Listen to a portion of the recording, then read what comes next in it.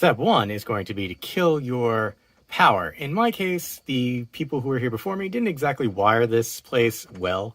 So the only way to actually turn the doorbell off outside is to come to our main breaker. And I know it's dark in here, but you know what? It's a breaker box. It's not meant to be lit. So we're just going to kill our main power. We will come over to our Wyze app, select our plus sign, and select add a device. And we'll say camera. And this does count as a camera, so that we have Wyze Doorbell. And click here to skip installation tutorial, or we can actually go through it. Since this is the first time, we're going to go through everything. We're going to hit next. We need a Phillips head screwdriver, and then it's indicating our information for our chime box. I have a screwdriver. We're going to go. This is everything that is included, which was over there. And we will hit next again. Required extra stuff. So again, Phillips screwdriver we need. Everything else was provided.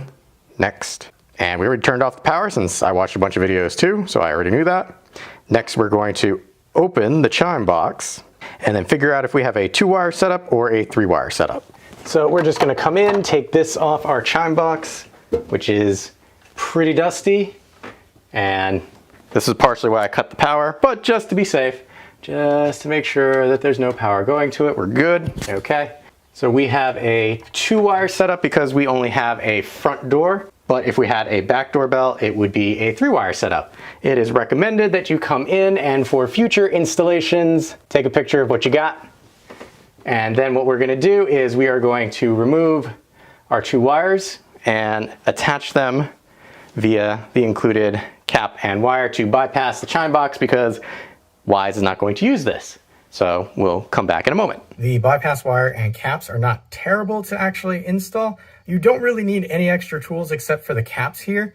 The wiring that you probably have in your chime box are the thicker cableage. However, the bypass wire are those feathery ones. So you actually just need the cap, twist them together. You don't actually have to twist the cableage together before tapping them together. So once you get that wiring in, you'll just kind of tuck that in neatly somehow and then move on to the next step. All right, so we kind of skipped some steps here, but we had a 2-wire system and it shows disconnect everything, which we already did. So I'm going to say next.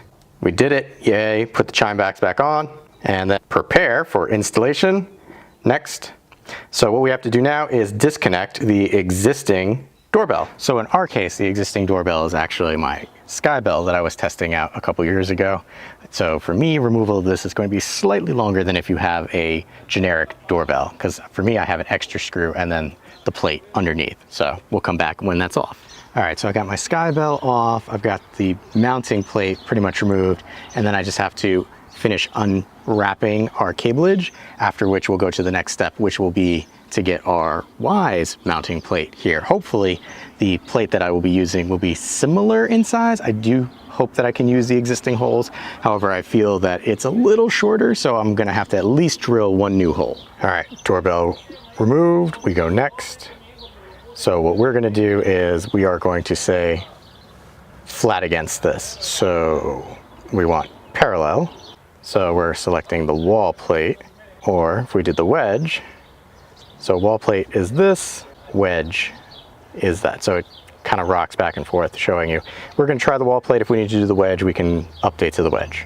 We're going to say no vertical wedge, because they're just kind of showing. We're going to see how this does with no vertical wedge. Next.